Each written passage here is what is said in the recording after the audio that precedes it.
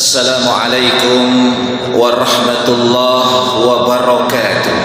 A'udzu billahi minasy syaithanir rajim. Bismillahirrahmanirrahim. Wa'lamu annama ghanimtum min syai'in fa anna lillahi خمسه وللرسول ولذي القربى واليتامى والمساكين وابن السبيل إن كنتم آمنتم بالله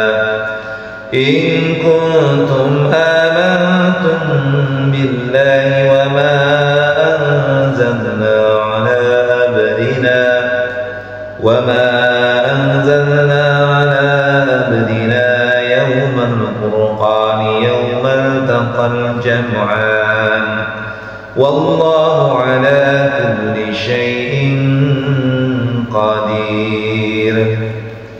إذا أنتم بالعدوة الدنيا وهم بالعدوة القصوى والركب أسفل منكم ولو تواعدتم لاختلفتم في الميعاد ولكن ليقضي الله أمرا كان مفعولا ليهلك من هلك عن بينة ويحيى من حي عن بينة وإن الله لسميع عليم. إذ يريكهم الله في منامك قليلا ولو أراكهم كثيرا لفشلتم ولتنازعتم في الأمر ولكن الله سلم إنه عليم بذات الصدور. وإذ يريكمهم إذ التقيتم في أعينكم قليلا ويقللكم في أعينهم ليقضي الله أمرا كان مفعولا وإلى الله ترجع الأمور. يا أيها الذين آمنوا إذا لقيتم فئة فاثبتوا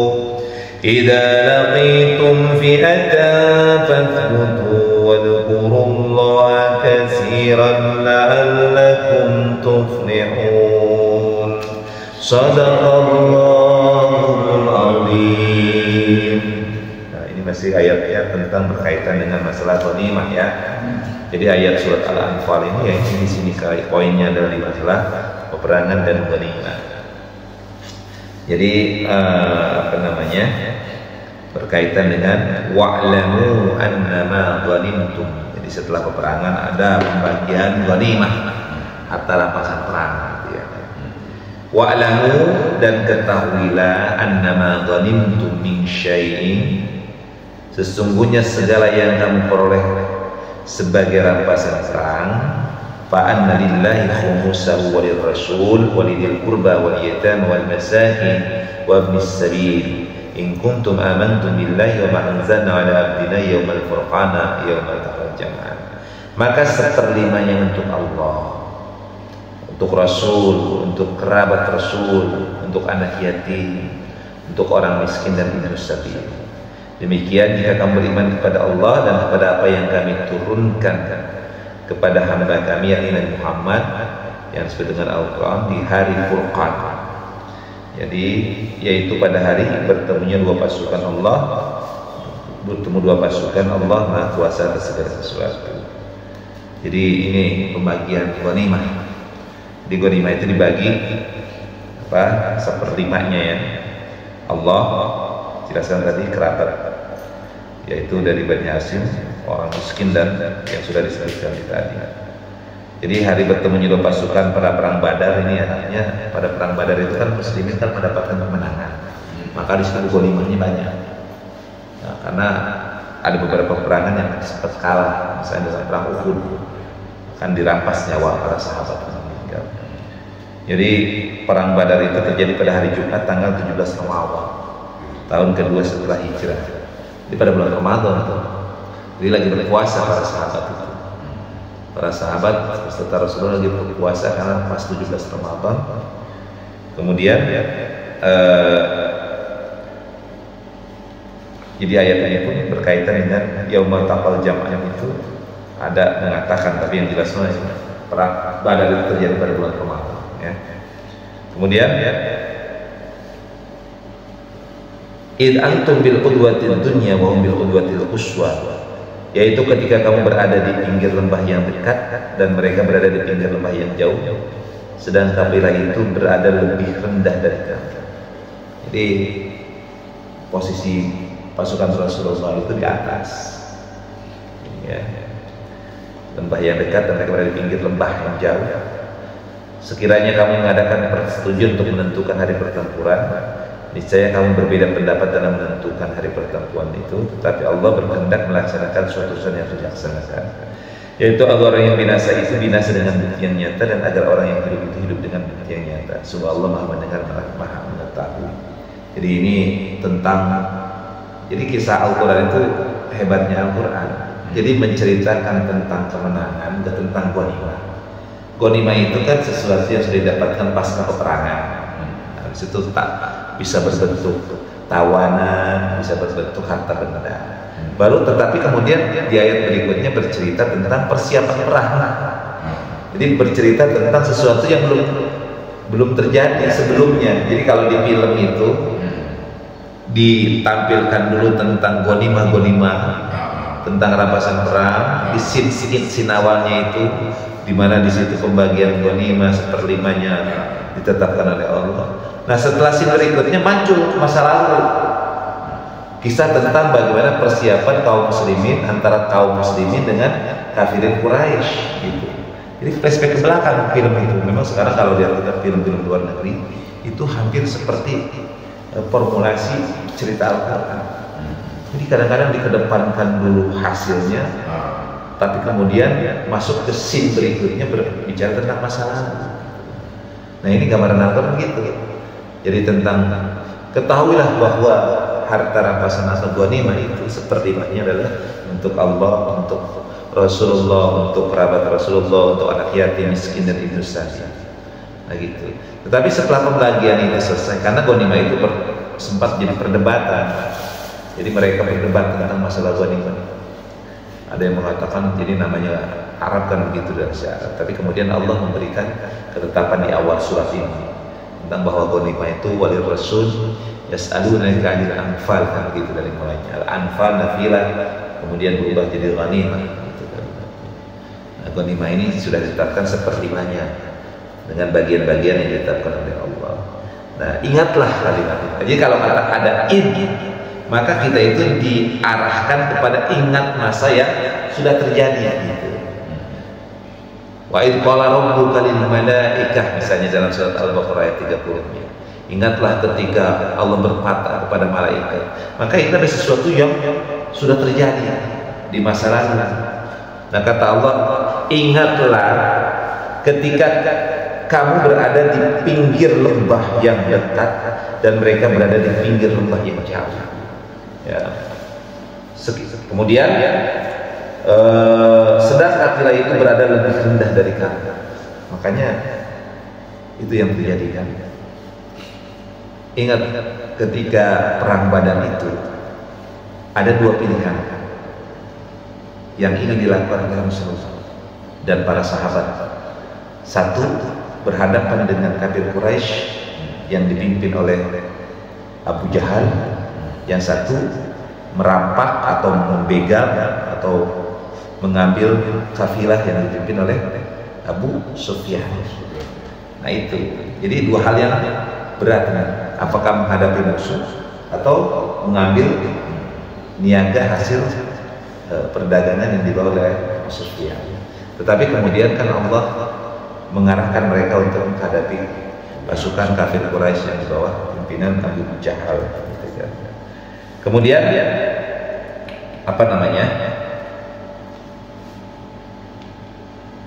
Dijelaskan sekiranya kamu mengadakan persetujuan untuk menentukan hari pertempuran, niscaya kamu berbeda pendapat dalam menentukan hari pertempuran itu. Tetapi Allah berkehendak melaksanakan suatu urusan yang harus dilaksanakan.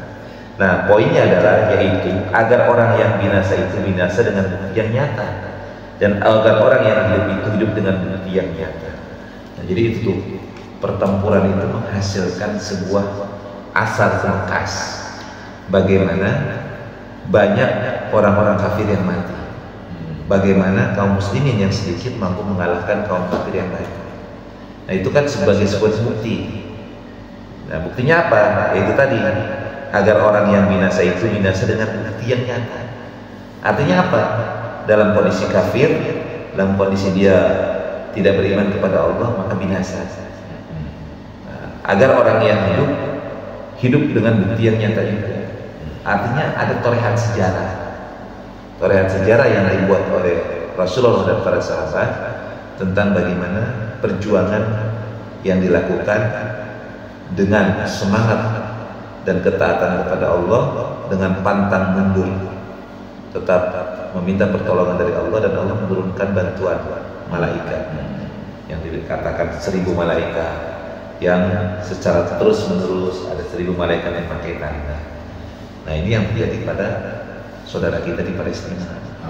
Itu apa, gambaran yang pernah terjadi pada masa Rasulullah sekarang tergambar di Palestina.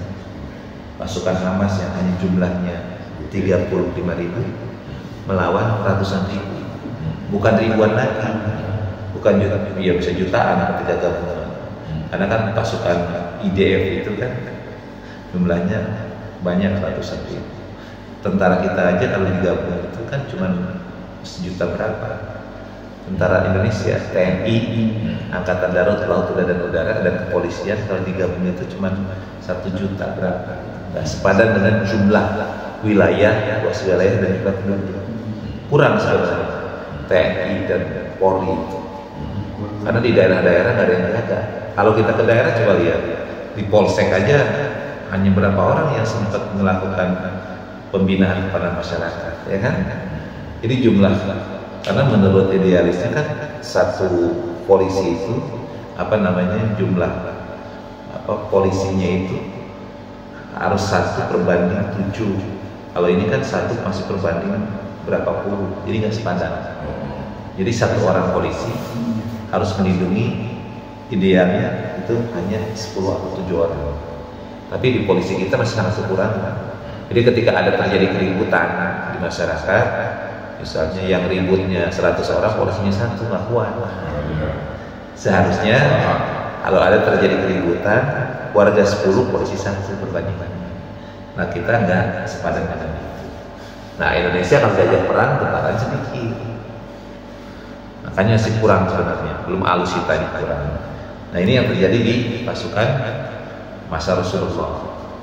Rasulullah pasukannya bukan yang terlatih sebagaimana tentara kita, tetapi mereka dari masyarakat biasa. Ya, sedangkan pasukan kafir Quraisy itu memang mereka orang-orang yang biasa berperang. Gitu. Karena orang Madinah itu kan kecenderungan orang yang damai. Orang Madinah itu pada masa Rasulullah itu bukan orang yang suka berperang. Beda sama orang Mekah, karakternya beda. Kalau Mekah itu kan gurun pasir yang tandus, jarang sekali tumbuh pepohonan. Dia hidupnya berburu, ya kan, hidupnya keras.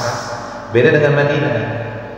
Ya, jarak Madinah ke Mekah itu kan 650 kilometer, cukup jauh, ditempuh dengan perjalanan yang luar biasa. Jauh sekali, perjalanan 65 km rasanya. Nah, sedangkan di Madinah itu daerah yang subur. Dia ada pertanian, ada daerah-daerah yang cukup dijadikan produktif. Makanya banyak hadis-hadis tentang masalah itu muncul di Madinah. Kalau di Mekah kan hanya masalah tauhid. Nah, itu gitu. Jadi karakternya beda. Kayak begini, orang yang hidup biasa di laut sama di darat kan beda. Nah, kan orang yang hidup biasa di kota dengan di kampung beda. Nah, itu yang membuat perbedaan itu. Orang yang biasa hidup misalnya dengan dunia keras, preman, mafia, dengan orang yang hanya petani kan beda-beda. Nah, ini perbandingannya gitu.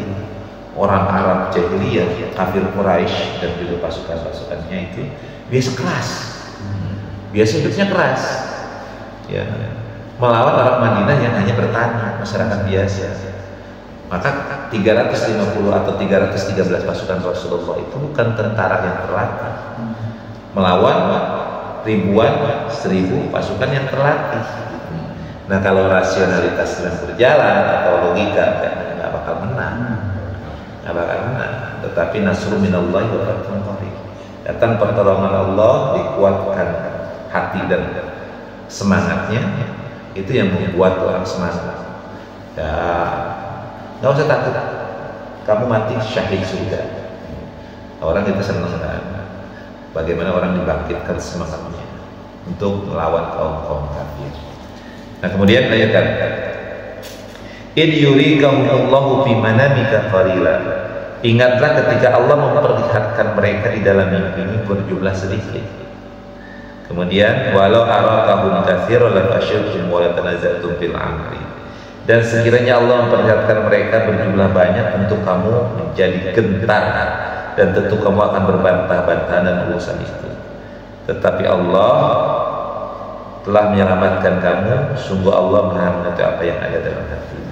Jadi ini menggambarkan tentang Rasulullah dan kaum muslimin. Jadi dalam mimpinya Rasulullah diperlihatkan oleh Allah tentang pasukan daripada kafir Quraisy sedikit. Kalau seandainya diperlihatkan 1000 pasukan yang semua terlatih, pasti pot-potan juga. Maka Allah kemudian, kan Rasulullah berdoa kepada Allah, ya Allah, gimana? Ini kaum kafir itu ingin menyerang kita, karena kan udah ada sendi, resersenya intelnya yang laporin.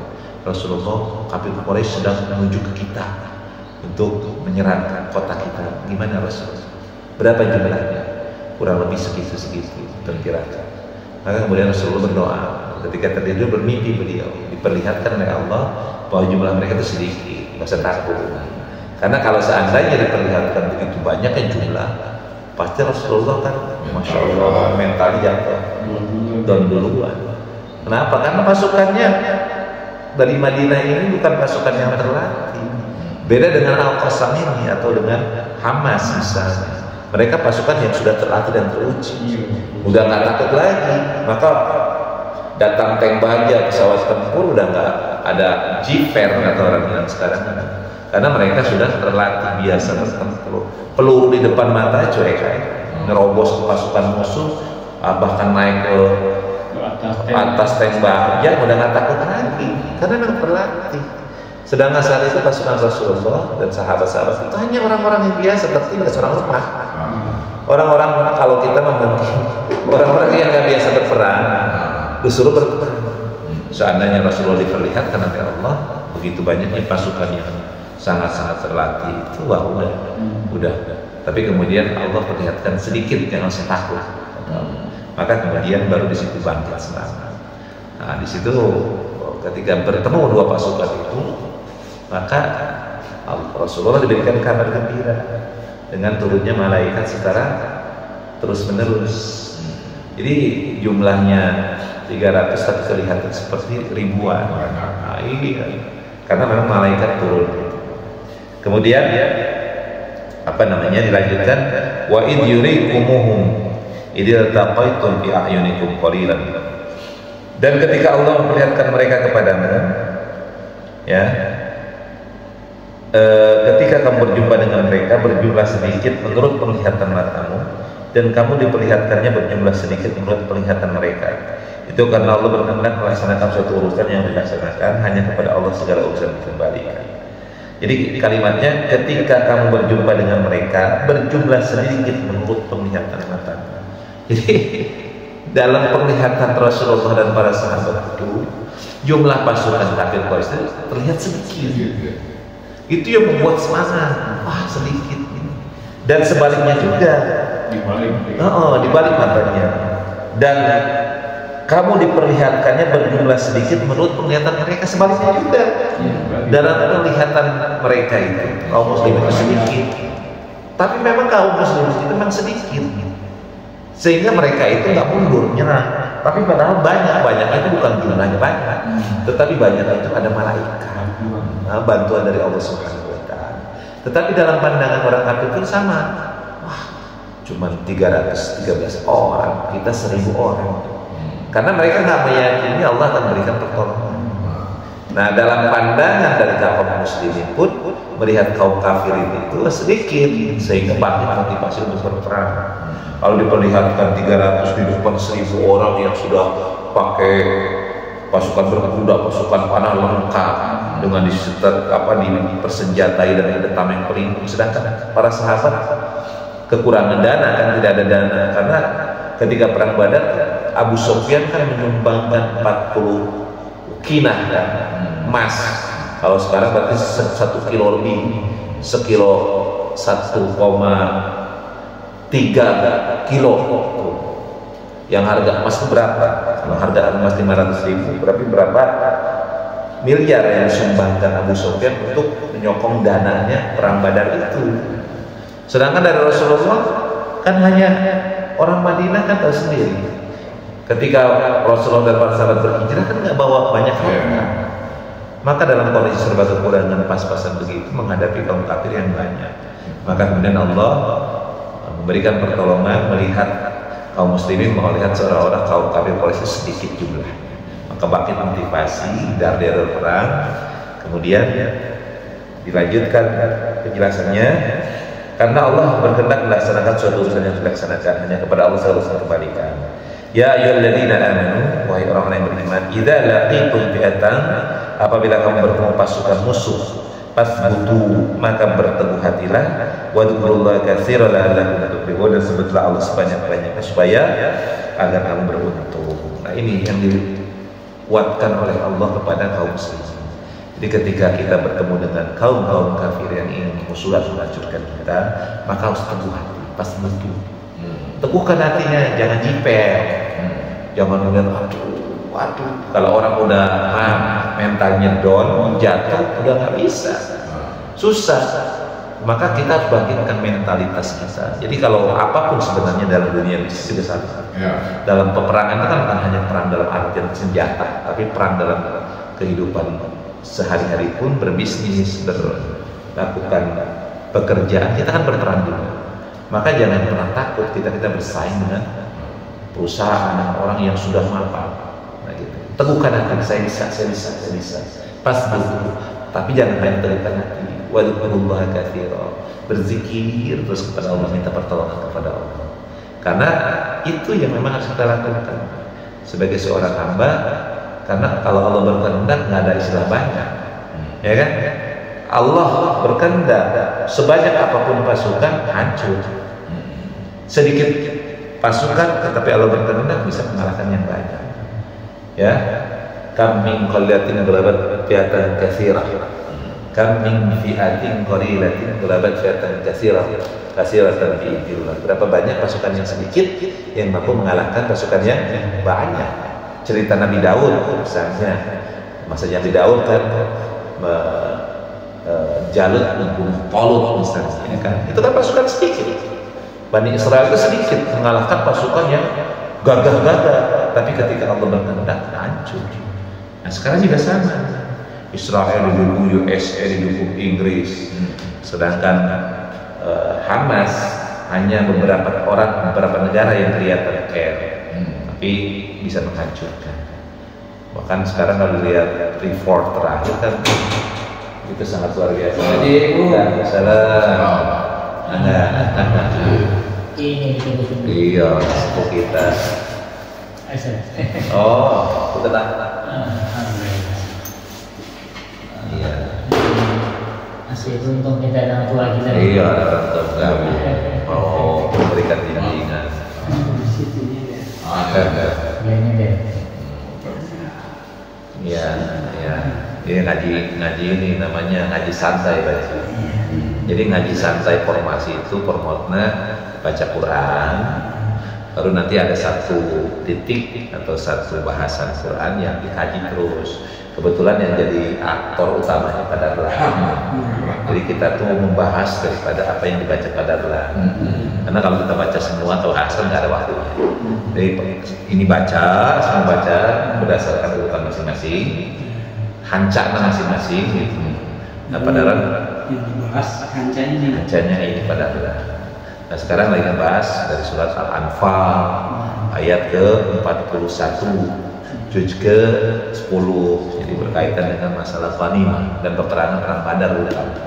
Jadi kesimpulannya mas, sementara ini ayat ini adalah berkaitan dengan perang Badar, di mana perang Badar itu kaum muslimin mampu mengalahkan kafir Quraisy, walaupun jumlahnya ratusan, 313 dalam beberapa keterangan. Kaum kafir musyrikin kafir Quraisy itu 1000 lebih, tapi mampu dikalahkan. Walaupun prosesnya sebelum berperang itu luar biasa, kaum muslim itu penuh dengan ketakutan, luar biasa takut, karena memang sedikit daripada informasi itu bahwa kekuatan masyarakat menyerang Madinah. Sedangkan dari hitung-hitungan penduduk Madinah berapa, tentaranya berapa, lelakinya berapa, yang hanya petani biasa. Karena Ansor itu kan bukan pasukan yang biasa berperang, beda orang Mekah. Kalau Mekah, sekitar Mekah itu memang hidupnya keras. Biasa, bahkan di Mekah itu biasa ada tanding adu kekuatan. Kalau sekarang mah MMA, UFC di pasar Ukas namanya. Jadi setahun sekali itu diadakan tanding kekuatan berperang, berantem, dan Umar itu juaranya. Umar bin Khattab itu nggak ada yang ngalahin. Itu biasa di situ. Sedangkan di Madinah nggak ada kompetisi itu. Maka ketika Rasulullah hijrah ke Madinah, kemudian kafir Quraisy menyerang, maka ya apa saya bisa mengalahkan? Maka dia terus memohon kepada Allah Subhanahu wa Ta'ala. Maka ketika itu Allah memperkuatnya, memberikan kekuatan bahwa akan memberikan pertolongan dengan 1000 malaikat yang turun secara terus-menerus, bahkan turun dengan memiliki tanda tertentu. Nah dalam mimpinya Rasulullah diperlihatkan oleh Allah, "Nggak usah takut Muhammad, mereka hanya sedikit." Diperlihatkan sedikit, dan dalam saat bertemu pun dalam pandangan kaum muslimin pada saat itu melihat daripada kafir Quraisy itu sedikit, sehingga semangatnya bangkit. Nah kemudian terjadi peperangan, maka kaum kafir kalah. Nah disitulah muncul ghanimah. Nah ayat ini berkaitan dengan ghanimah. Jadi ghanimah itu belum ada pembagian yang jelas harta rampasan seperti apa. Kemudian Allah menurunkanlah surat Al-Anfal ayat ke-41 bahwa 1/5-nya untuk Allah, untuk Rasulullah, untuk kerabat Rasulullah, untuk orang-orang anak yatim, untuk fakir miskin dan ibnu sabil. 1/5-nya, sisanya 4/5-nya dibagikan kepada masyarakat, tentara dan masyarakat. Nah seperti itu teknis yang dilakukan oleh Rasulullah. Nah berdasarkan itu kemudian kembali cerita itu. Jadi hebatnya alur cerita Al-Quran itu begitu. Jadi ketika menggambarkan sesuatu, maka dia kadang ngepes ke belakang. Ingatlah. Ketika misalnya bagaimana orang kafir sekarang Yahudi itu luar biasa, misalnya Yahudi itu bagaimana begitu membencinya kepada kaum muslimin, maka kemudian diberikan kisah masa lalu Yahudi, Bani Israel, tentang bagaimana sikap-sikapnya. Itu alur Al-Quran itu hebat. Jadi kalau orang itu menceritakan itu sehingga dia oh iya, pantas aja orang itu begini, pantas aja begini. Wong masa lalunya begitu. Nah yang digambarkan oleh Al-Quran dalam surat Al-Anfal ayat 41 sampai 45 ini adalah berkaitan dengan masalah ghanimah itu terjadi karena ini. Ingat loh bahwa ketika engkau berhadapan dengan kafir Quraisy, engkau dalam kondisi di atas sedangkan dia di bawah, pasukan mereka banyak sedangkan kau sedikit, tetapi kemudian Allah memperlihatkan kepadamu wahai kaum muslimin jumlah mereka sedikit. Maka kemudian pada saat itu Allah memberikan nasruh minallahi wa fathun qarib, pertolongan dengan turunnya malaikat dan kemenangan yang didapat oleh para sahabat. Nah sekarang tergambar dengan Palestina dan Israel. Palestina ini hanya jumlahnya Hamas ini sedikit. Resminya kan cuma 35.000. Resmi yang tercatat yang dikumandangkan oleh Panglimanya. Kami hanya 35.000. Sedangkan IDF itu dibantu dengan USAID-nya marinir ya, Marine of America itu kan sampai ratusan ribuan orang, kemarin 1000 kalau nggak salah, 1000 pasukan itu. Tetapi luar biasa. Cuman ya namanya perang kan korbannya rakyat. Kalau dari tentara pasukan itu tercatat hanya beberapa orang yang meninggal. Ketika kemarin terjadi penyerbuan ke hari ke-47 kalau nggak salah, saya mendengar laporan dari langsung komandan Al-Qassam itu, komandan Hamas itu, dia mengatakan kita meninggal 1 orang, sedangkan di mereka itu ada puluhan orang yang mati, yang langsung front face to face, gitu. Itu ditempur kesatria lah namanya itu. Beda dengan pesawat itu kan pengecut. Orang ngebomin bukan tentara yang dibomin, tapi rakyatnya, itu kan orang pengecut. Kalau berani face to face, kan ditantang begitu, dan itu nggak berani. Nah ini salah satu yang digambarkan realita now zaman sekarang dengan apa yang terjadi pada perang Badar. Rasulullah walaupun dengan kaum muslimin Muhajirin dan Ansar jumlahnya 313, tapi mampu mengalahkan jumlah yang ribuan orang. Itu apa? Karena pertama pas butuh. Maka di akhir daripada lembar ini, yaitu di ayat 45-nya, ya ayyuhalladzina amanu la idza laqitum fi'atan fasbutu. Apabila engkau bertemu dengan kelompok orang kafir yang akan menyerangmu, membunuhmu, maka fasbutu, teguhkan hati. Teguhkan hati. Jangan down, jangan ciut. Karena kebanyakan orang itu kalau udah kena mental udah susah. Jadi apapun kalau udah kena mental grogi, padahal kalau kena mental grogi. Saya nggak sejauh-jauh lah, misalnya saya dulu lagi zaman belajar gitu, lagi di pesantren. Pas ceramah di depan ada kiai kita, ya kan, rasa agak jiper gitu, kena mental jadinya. Atau kita pas Polri, lawannya juara internasional, itu kan mental itu kan goyah jatuh. Nah kata Allah, ketika engkau menghadapi kaum kafir, fasbutu, maka teguhkanlah hatimu, wadhkurullaha katsiran la'allakum tuflihun, dan zikir terus pada Allah. Maka zikir terus, subhanallah, alhamdulillah, subhanallah, alhamdulillah, sehingga ketika berperang udah nggak takut. Itu yang dilakukan oleh kaum muslimin di masa Rasulullah. Ada yang ingin disampaikan? Kalau nggak salah pas waktu perang Badar itu kan diturunkan hujan dulu saja. Nah di situ kekuatan umat muslimin menjadi bertambah. Walaupun bahasanya mereka tidur sekejap selelap. Ya.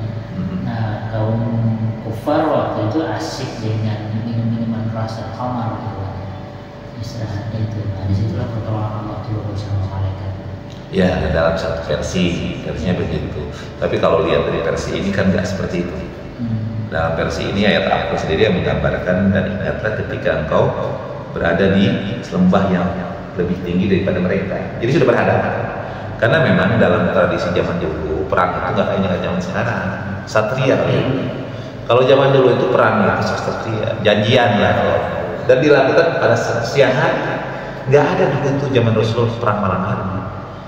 Dan di kita pun di Indonesia, di kerajaan-kerajaan kita, itu nggak ada perang malam hari. Coba lihat sejarah Majapahit.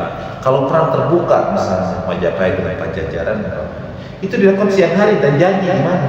Termasuk sejarah atau kisah tentang Mahabharata misalnya, ya kan, antara Pandawa dan Kurawa. Itu kan di padang Kurukshetra yang dilakukan pada siang hari. Jadi orang dahulu tetap menjunjung tinggi nilai-nilai sportivitas. Jadi kalau mau tanding ayo, dan tidak membabi buta, tidak kemudian kayak sekarang masyarakat yang jadi korban. Pada saat itu memang tentara dengan tentara, kalau kalah tentara sudah kalah gitu. Nah itu yang terjadi pada masa Rasulullah.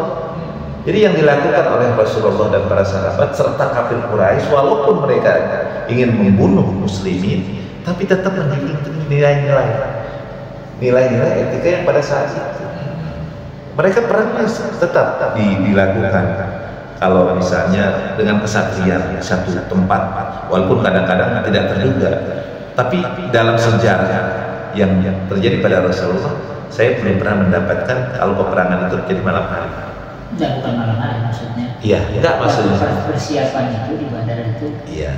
Sebelumnya turun hujan. Iya, itu satu versi Mas Bob. Itu bisa jadi terjadi. Enggak maksudnya kalau itu boleh terjadi kan, kita tidak menyebutkan tentang waktu. Cuman etika maksud saya, etika yang terjadi pada masa lalu itu pada masa Rasulullah beda dengan sekarang. Kalau sekarang perang tak kenal waktu, ya kan? Semenjak perang dunia 1, 2 itu nggak ada etika lagi berperang. Jadi bisa tengah malam melakukan penyergapan dan penyerangan. Kalau dulu enggak, satria nih. Berang, ayo gimana? Pistus gitu loh. Tentang turun hujan pada saat akan berperang bisa jadi kemungkinan dalam versi itu. Karena di dalam Al-Quran kan tidak diceritakan tentang turunnya hujan, itu kan ada dalam keterangan yang lain berdasarkan tarikh pun berbeda-beda dalam menyusun kalimat itu. Karena tarikh itu kan juga berdasarkan beberapa berita ya. Bisa jadi kan itu logika-logika yang bisa masuk ke situ, ya pantas saja kalau mereka mabok-mabokan gitu kan. Tapi yang jelas yang dijelaskan oleh Al-Quran dan juga hadis yang sahih bahwa Rasulullah itu memang jumlah pasukannya 313 saja, tetapi kemudian Allah memberikan pertolongan dengan turunnya malaikat. Dan realita kenyataan kaum kafir itu kocar-kacir dan pada terbunuh. Nah setelah itu baru berbicara tentang ghanimah. Nah ghanimah ini kan menjadi polemik pada saat itu hingga kemudian Allah menurunkan daripada surat Al-Anfal ayat ke-41 pembagiannya tentang agar tidak terjadi kegundahan di masyarakat. Karena ini bahaya ya. Kalau masalah uang itu kan tidak kenal saudara, ya kan? Masalah harta, masalah warisan tidak kenal saudara. Pembagiannya. Coba aja, saudara bisa jadi musuh, anak bapak bisa bacok-bacokan, gitu kan? Gara-gara masalah warisan. Apalagi masalah ghanimah, rampasan perang. Tapi kalau tradisi di kita kan, kalau rampasan perang itu pasti milik raja, milik penguasa. Kalau misalnya berperang nih, dapat rampasan perang pasti untuk raja. Nah kemudian Rasulullah buat sebuah aturan bahwa 1/5 khumusahu bagi Allah, bagi Rasul, bagi kerabat Rasulullah, bagi anak yatim, miskin dan ibu sapi. Sisanya baru dibagikan kepada para pasukan. Di luar itu saat masalah warisan kan boleh tanya. Ini kan saya tinggal punya rumah nih di Bali, kan belum dibagi nih sama bapak nih. Kalau kita orang Minang menganggap ya sudah itu buat perempuan aja. Apa memang harus sudah dijelaskan akadnya apa itu gitu kan ya? Itu sekian banyak kan para orang tua. Akhirnya banyak pengiran kalau nggak salah kemarin kata Ustaz Salim itu harus diselesaikan segera. Karena memang kalau tidak diselesaikan malah akan berimbas belakang. Makanya sebenarnya kalau warisan itu kebanyakan di kita, terutama di daerah kita, daerah Sunda gitu kan, selama masih ada bapak atau mama itu nggak dibagiin dulu gitu. Misalnya maaf nih, kalau misalnya orang tua kita meninggal gitu kan, satu yang meninggal gitu, itu nggak buru-buru dibagiin ke anak-anaknya sampai kemudian dua-duanya nggak ada. Kayak daerah saya di Garut itu, di Jawa Barat itu. Akhirnya apa yang terjadi? Di kemudian hari setelah meninggal, maka terjadi kadang-kadang ada yang bantu nakal gitu. Maka kalau dalam Islam itu, maka kembali kepada hukum Islam. Maka hukum Islam itu kan kalau ada orang meninggal itu, maka yang harus diselesaikan itu apa? Pertama hutang-hutangnya, kedua wasiatnya. Nah itu kan yang akan meninggal. Nah bagi ahli waris maka diserahkan anak warisnya. Maka sebaiknya penyelesaian daripada warisan itu dilakukan segera, paling nggak setelah 40 hari selesai. Jadi setelah pengurusan jenazah 40 hari, masa kawin selesai, kumpulkan sanak famili keluarga semuanya. Walaupun dia bukan zawil furud misalnya, kumpulkan semua. Dia mau dapat waris apa kumpulkan bersama-sama. Baru di situ kemudian hadirkan qadi atau hadirkan orang yang bisa memberikan jalur tengah, menjelaskan. Kalau sekarang kan masalah paraid itu kan sudah ada aplikasinya dan itu sesuai dengan dalil Al-Quran. Tinggal masukkan aja siapa, posisinya apa. Pertama masukkan dulu tuh di asetnya berapa kira-kira. Diprediksi aja, jangan kira-kira tanah ini kalau dijual berapa gitu. Kemudian diakumulasi kalkulasi. diperkirakan, diestimasi saja, misalnya sampai angka 10 miliar umpama, maka kemudian estimasi aja 10 M, nanti. Kemudian baru masukkan nama-nama itu, nama-nama dan beserta posisinya, dia apa anak kandung, anak laki-laki, anak perempuan, apakah dia kakak, adik, masukkan semua, nanti akan muncul sendiri angkanya. Gitu. Sekarang sangat mudah, dan itu sesuai dengan dari Al-Quran. Nah, makanya bagaimana dengan kondisi kejadian iman sekarang, peninggalan orang tua yang masih belum dibagi, itu yang akan berbahaya di kemudian hari. Dan saya sering menangani itu, bahkan sampai maaf ya, membacok-bacokkan adik kakak, padahal warisan belum bisa rumah petak begini, cuma 2 lantai, udah banting-bantingan, udah saya bilang masya Allah, padahal kalau dibagi paling kebagian cuma 25 juta masing-masing. Akhirnya gimana? Ya sudah selesaikan cara Islam. Yang problemnya itu kan tidak bisa, maaf, harus dijual terkesan gitu kan ya. Ya nggak mesti diestimasi. Nah, kalau rumah itu bapaknya contoh biasanya kan menempatin kayak kakak saya itu yang menempatin anak yang paling bungsu. Ini kakak yang lainnya tetap ingin ngotot itu rumah dijual gitu kan. Iya kan, dijual itu kan cuma istilah sebenarnya. Estimasi aja. Nanti yang beli apakah kita sendiri bisa? Cuman contohnya gini. Jadi rumah itu diestimasi saja, bukan dijual ke orang dulu, nggak usah. Nggak, umpamanya rumah itu kalau seandainya dijual, diestimasi dikira-kira berapa laku. Nah ini harta warisan bersama yang belum dibagi, maka diestimasi, jangan dijual dulu, nggak usah.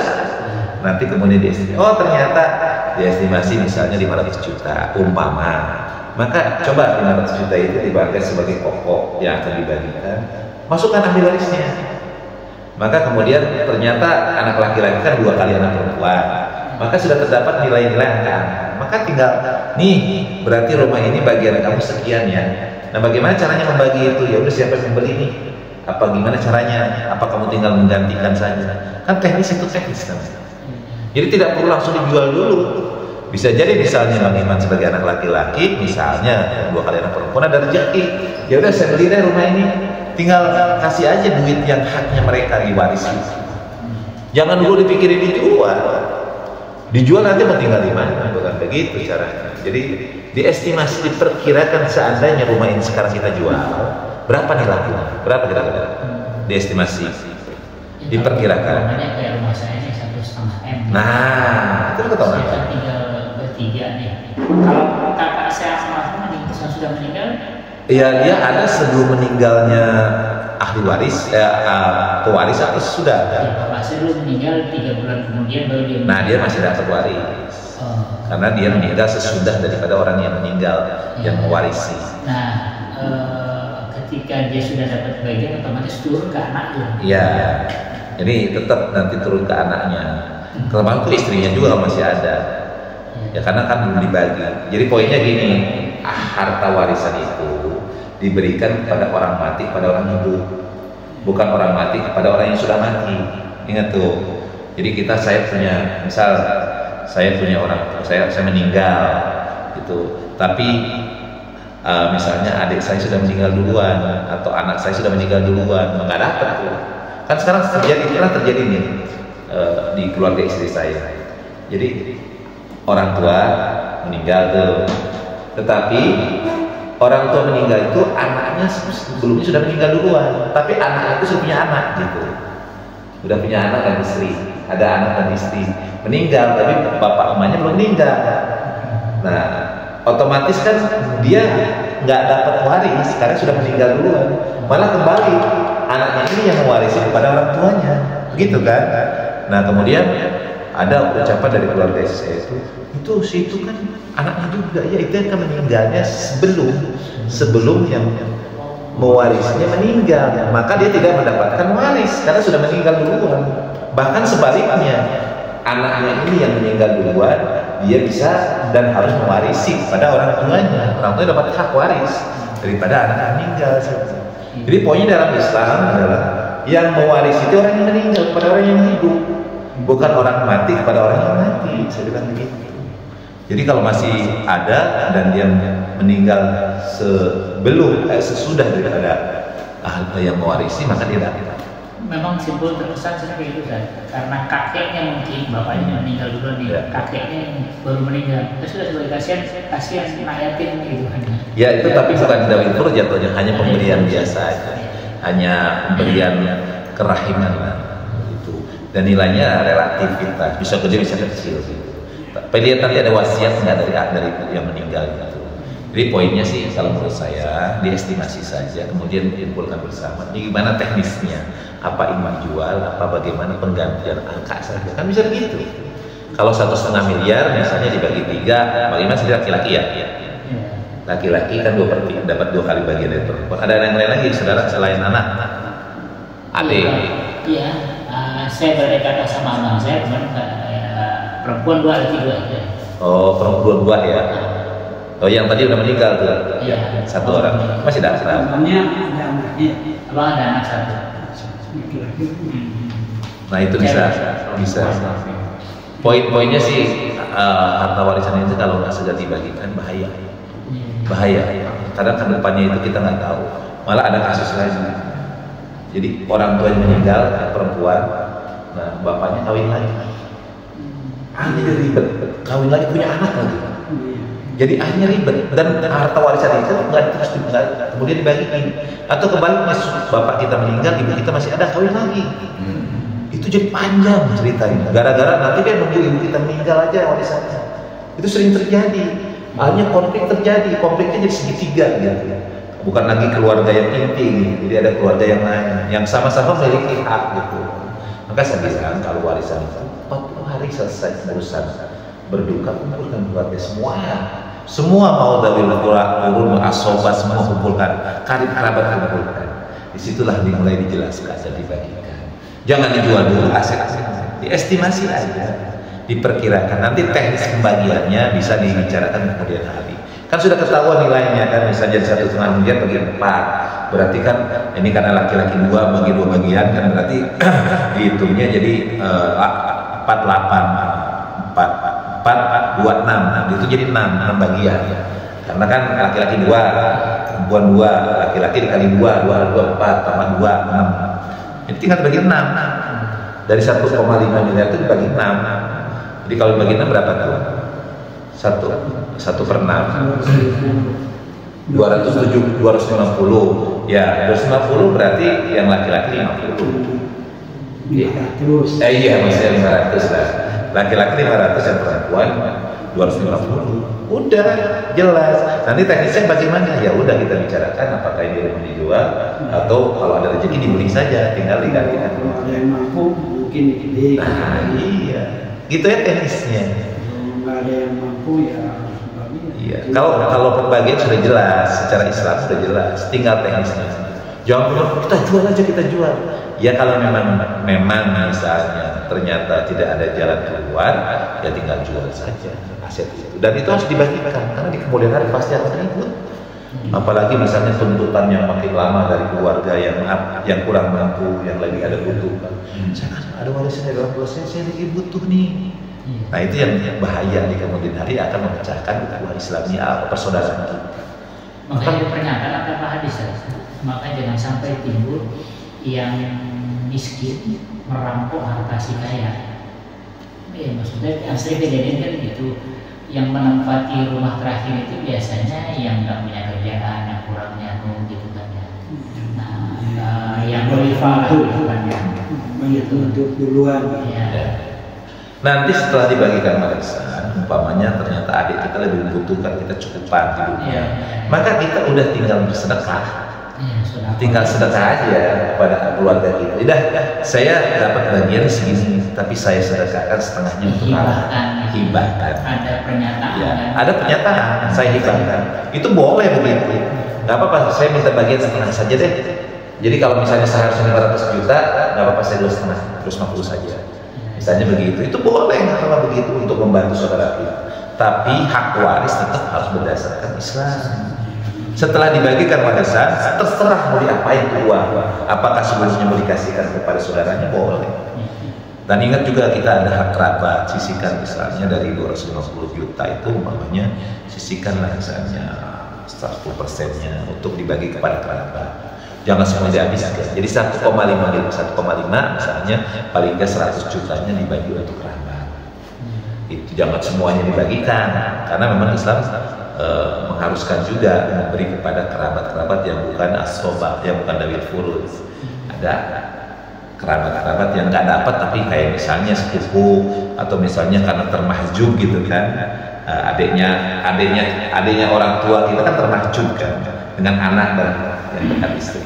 Karena kan warisan itu kan yang pokoknya kan kalau anak, kalau bapak misalnya anak, istri gitu kan. Kalau masih ada anak, istri, kiri kanan adik kakak gitu. Yang jauh misalnya itu kan terhalang, cucu terhalang oleh anak gitu kan, kakek terhalang oleh orang tua. Nah itu kita masih ada kakek misalnya umpamanya pembagian warisan dari orang tua, tapi terhalang oleh ada bapak, maka kita kasih ya uang itu. Kita punya cucu tapi terhalang oleh anak gitu. Maka dia nggak dapat bagian, nggak dapat dari furud. Itu teknisnya. Gampang lah masalah warisan, tinggal kumpul bersama. Nanti buka aplikasi berapa udah selesai.